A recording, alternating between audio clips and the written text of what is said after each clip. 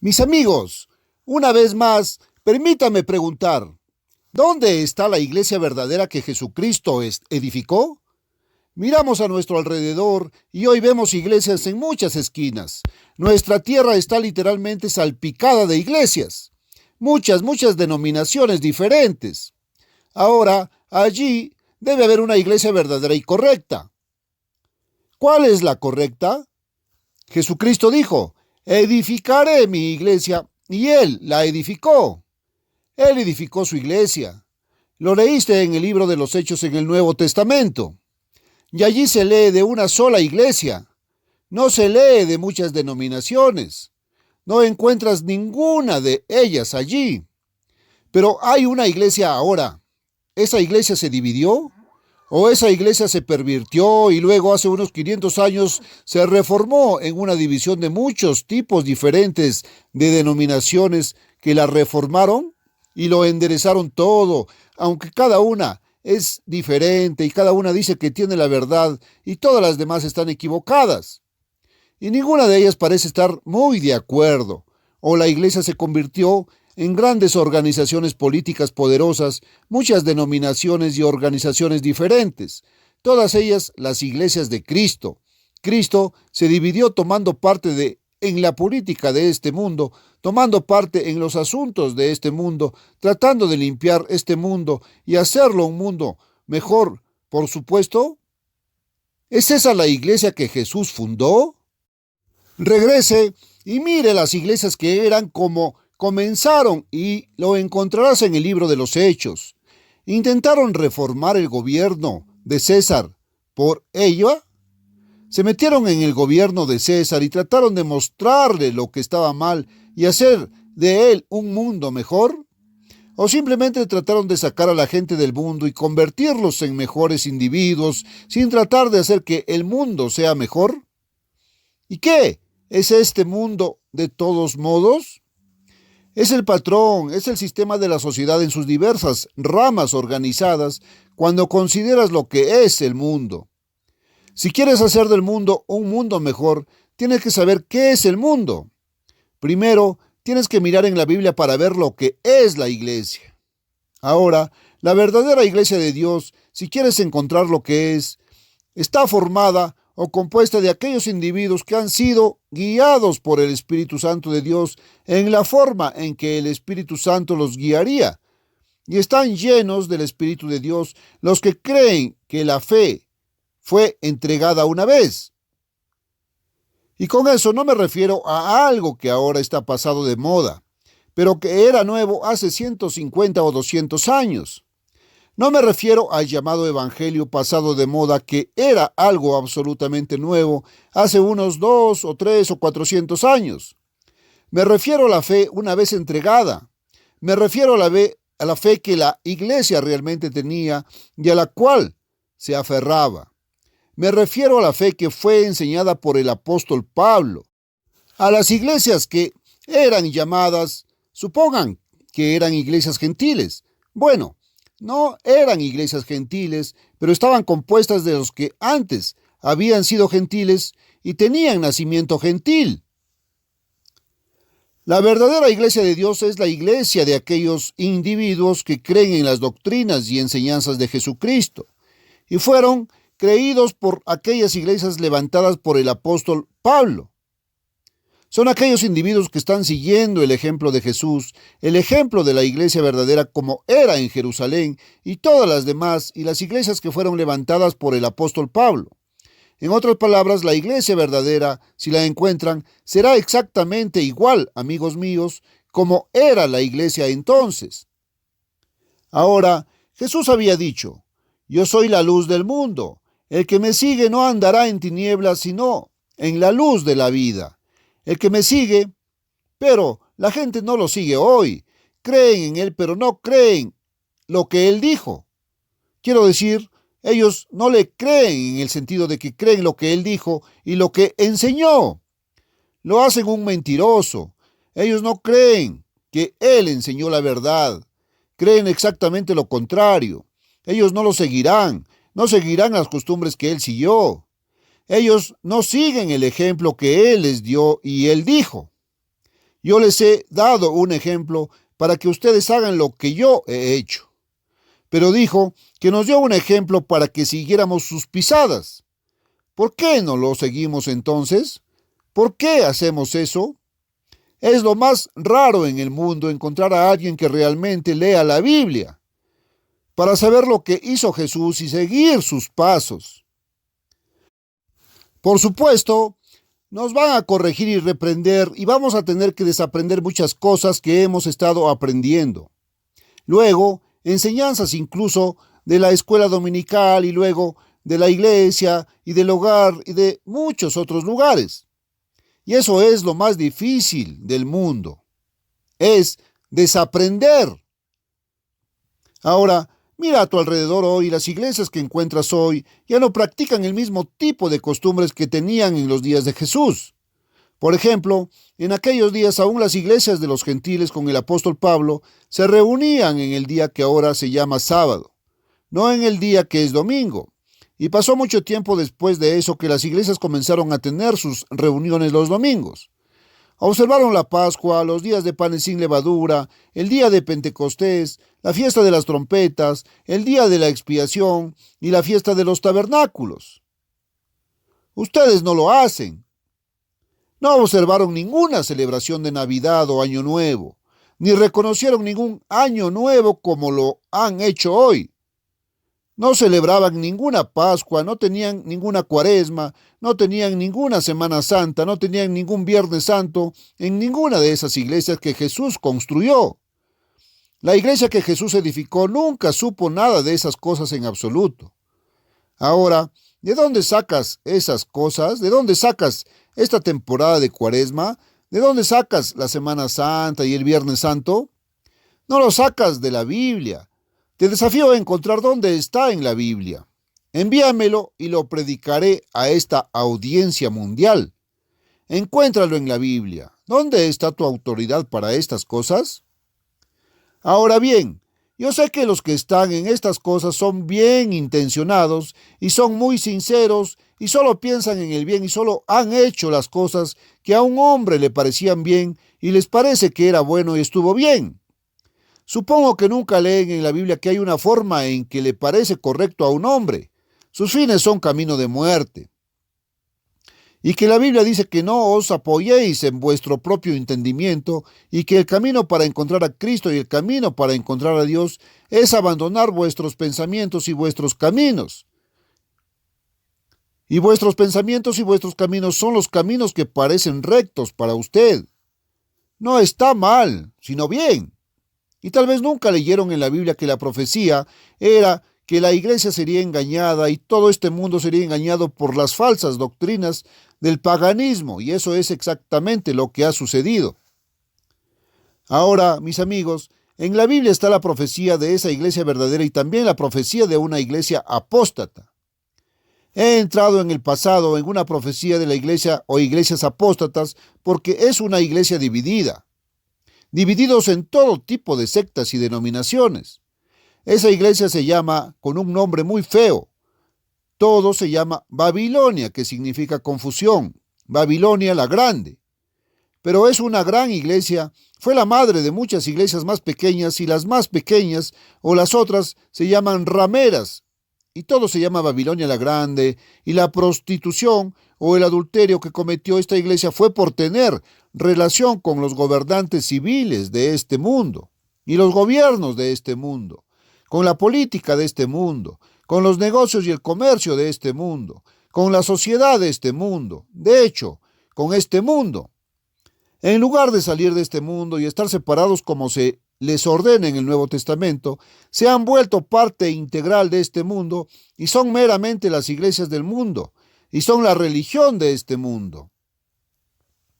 Ahora, el Dios de este mundo es Satanás el diablo, y estas iglesias adoran y la gente en ellas ha sido enseñada a adorar a Dios. Y el Dios al que adoran es el Dios que cree en doctrinas y sostiene doctrinas diametralmente opuestas a las que son por medio de Dios y las de la Biblia. Las doctrinas que fueron defendidas por Satanás el diablo. Y siguen las prácticas, no de Jesucristo y de las costumbres de la Biblia, y de Cristo, y de la iglesia primitiva, sino las de los mismos caminos del mismo diablo. Ahora, simplemente no se dan cuenta de eso. Pero si regresas y lees acerca de lo que convirtió a Lucifer en un demonio, descubrirás que están haciendo lo mismo hoy y no se dan cuenta. Han sido engañados. Pero en el capítulo 12 de Apocalipsis es la profecía que predice la historia mucho antes de la verdadera iglesia de Dios, la iglesia de Dios, de la cual Jesucristo es la cabeza viva. La iglesia que fue edificada sobre el fundamento de los apóstoles y los profetas. Sí, los profetas, así como los apóstoles, Jesucristo mismo, siendo la principal piedra del ángulo, y eso está en el capítulo 12 del libro de Apocalipsis. Ahora, analicemos eso. Veamos lo que fue profetizado de la verdadera iglesia de Dios. Abra su Biblia, el capítulo 12 de Apocalipsis, y apareció una gran maravilla en el cielo, una mujer vestida del sol. Ahora, sabemos que el libro de Apocalipsis es en gran parte simbólico. Sabemos que Jesucristo es el revelador y sabemos que Jesús es el autor de la Biblia. Y en muchos lugares, Jesús mismo reveló el significado de los sellos y de los varios símbolos que se dan allí, y en ese caso particular en el capítulo 24 de Mateo. Pero encontramos que no está todo revelado en el 24º capítulo de Mateo, algunos en otros lugares. Abres el primer capítulo del libro de Apocalipsis y déjame ver. Encuentras aquí, giro para ver una voz que habló conmigo, el primer capítulo, el versículo 12. Ahora, aquí estaban los 7 candeleros. 7 candeleros de oro en medio de los 7 candeleros, uno como el Hijo del Hombre. Y él tenía en su mano derecha, versículo 16, esto es a lo que yo estaba tratando de llegar. Él tenía en su mano derecha 7 estrellas, y de su boca salía una espada aguda de 2 filos. Ahora, eso es todo simbólico. Bueno, ¿qué son los símbolos? Bueno, un hombre dice, creo que significa esto. Otro hombre dice que no, creo que te equivocas, creo que significa tal y cual. Y todo el mundo tiene una idea de lo que significa. Pero mientras nos apoyemos en nuestro propio entendimiento, estamos equivocados. Ahora, mire hacia abajo un poco más y aquí no tiene que ir a Mateo 24. Mira aquí en el mismo capítulo y en el último versículo te dice lo que significan algunas de estas cosas. El misterio de las 7 estrellas que has visto en mi mano derecha y los 7 candeleros de oro.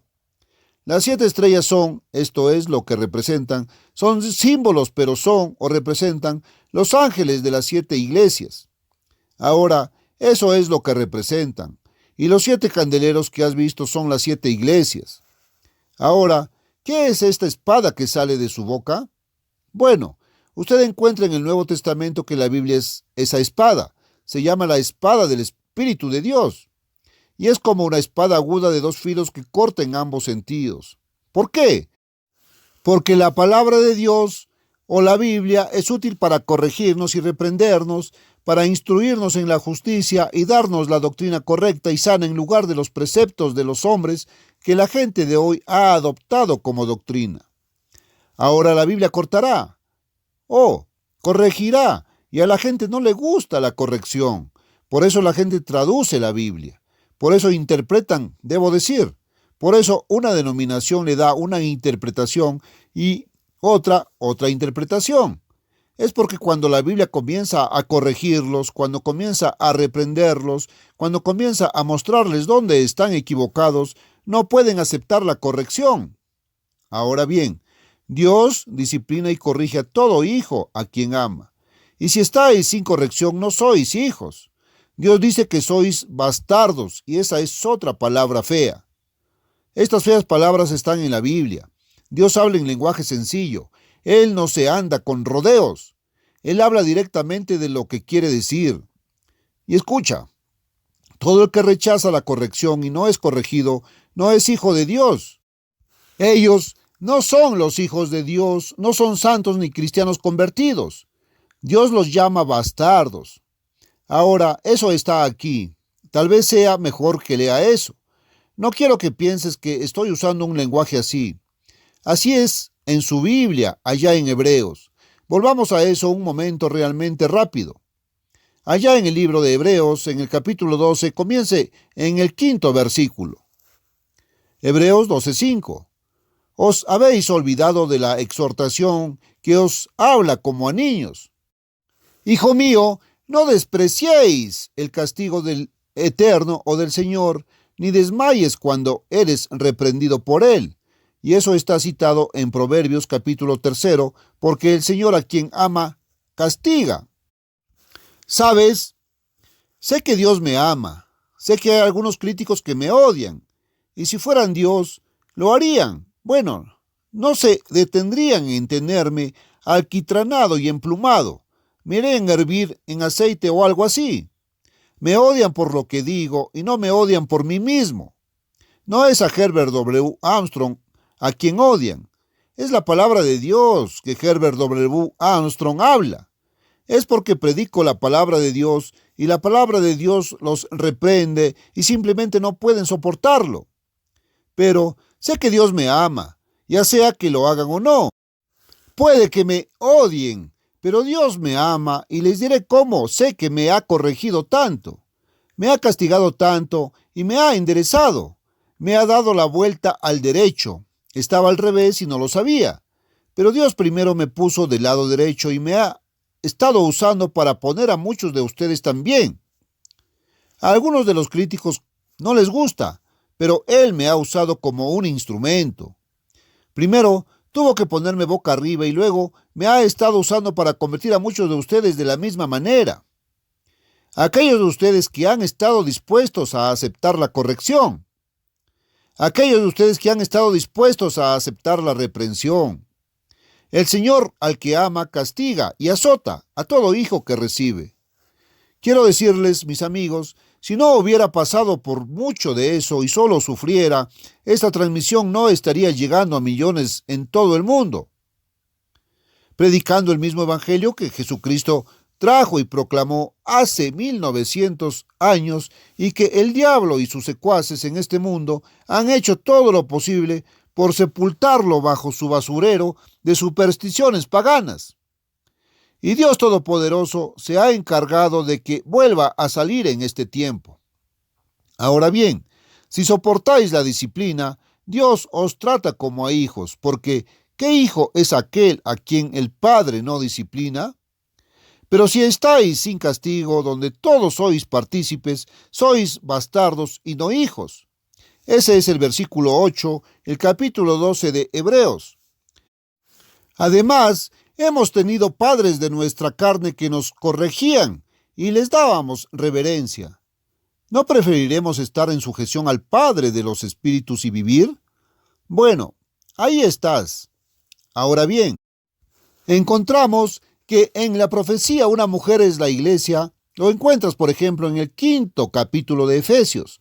Me referiré a eso rápidamente por un momento y aquí encontramos que dice algo a las esposas.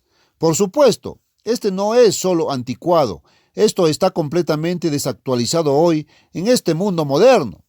Esta no es la forma en que el mundo lo cree, pero aquí dice que las esposas se sometan a sus propios maridos. ¿Sabes? Una chica joven hoy en día no quiere ningún entrenamiento. Te digo, no muchas chicas quieren tomar un curso de economía doméstica hoy y aprender a ser esposas y madres. Quieren conseguir a su hombre, está bien, pero quieren trabajar en una oficina y les gustaría convertirse en gerentes de oficina para poder manejar hombres. Sí, hoy las mujeres quieren dirigir a los hombres. Y está en ellas, y eso es una cosa. Si una mujer no puede vencer, ella nunca puede ser una hija de Dios. Ella es una apóstata en el mundo, y a menos y hasta que pueda vencer, lo diré. Ya es hora de que lo tomemos con seriedad y seriedad. Esposas, sométanse a sus propios maridos. Tal vez eso no esté de moda, pero así lo hizo Dios y ustedes van en contra de la naturaleza y están yendo en contra de las leyes de Dios y están trayendo condenación sobre ustedes mismas y están trayendo sufrimiento y angustia sobre ustedes mismas cada vez que el mundo trata de ir de otra manera. Esa es la ley de Dios Y las leyes de Dios están activas y son fuerzas y son poderes y están vivas y están moviendo cosas, y hasta que nos sometamos a ellas nunca podremos encontrar el camino a la paz y el camino a la felicidad y el camino a todo lo que queremos. Ahora, continúa aquí, porque el marido es cabeza de la mujer, así como Cristo es cabeza de la iglesia y se entregó a sí mismo por ella. Por lo tanto, así como la iglesia está sujeta a Cristo, así las esposas estén sujetas a sus maridos en todo. La iglesia allí está puesta como una categoría de mujer, que es la novia prometida, y comprometida para casarse con Cristo.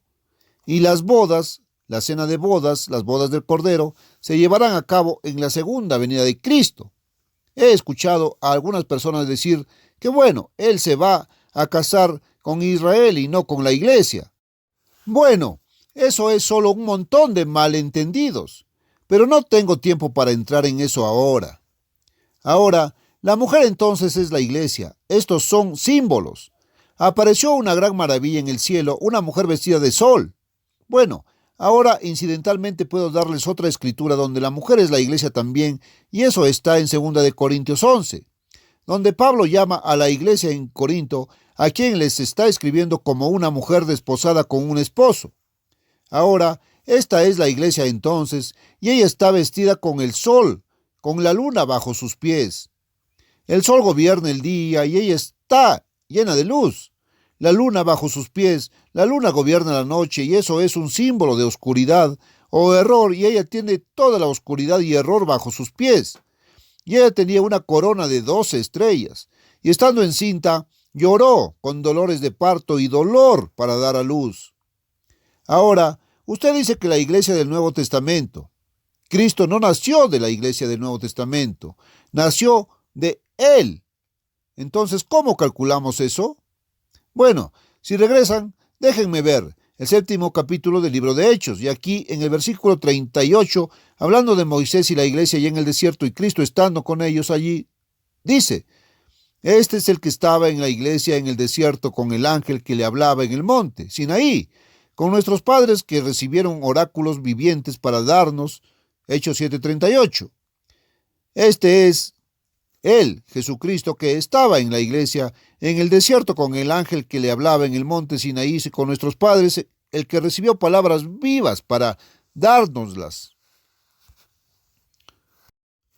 Entonces, la congregación de Israel allá en el desierto era la iglesia en el desierto.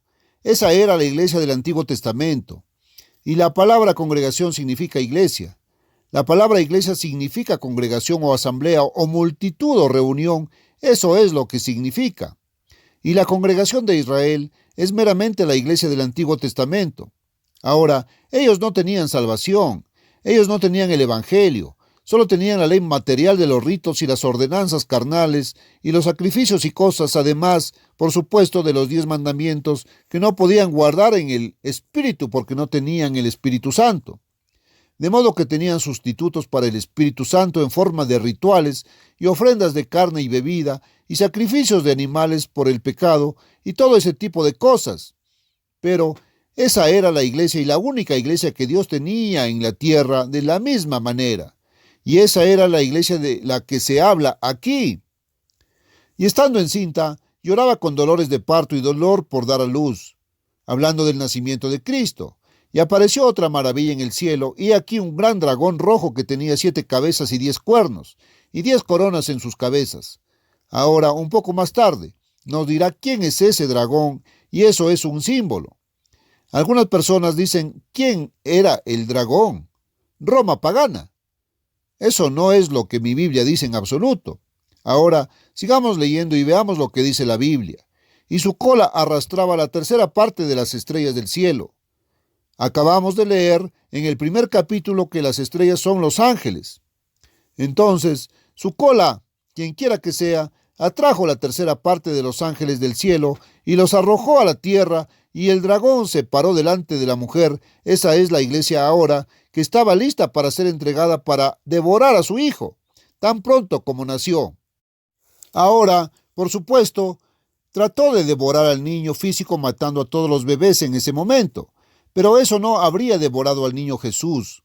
Dios Todopoderoso podría haberlo resucitado de inmediato, Pero cuando el diablo trató de tentar a Jesucristo en el monte, en la tentación, si hubiera conquistado a Cristo entonces, lo hubiera devorado espiritualmente y por toda la eternidad. Pero no pudo. Cristo lo venció. Pero de todos modos, ella dio a luz un hijo varón que regiría a todas las naciones con vara de hierro, y su hijo fue arrebatado para Dios y para su trono. Verá en un versículo, muestra el nacimiento de Cristo, todos sus misterios, su crucifixión, su resurrección y su ascensión siendo arrebatados a Dios y su trono.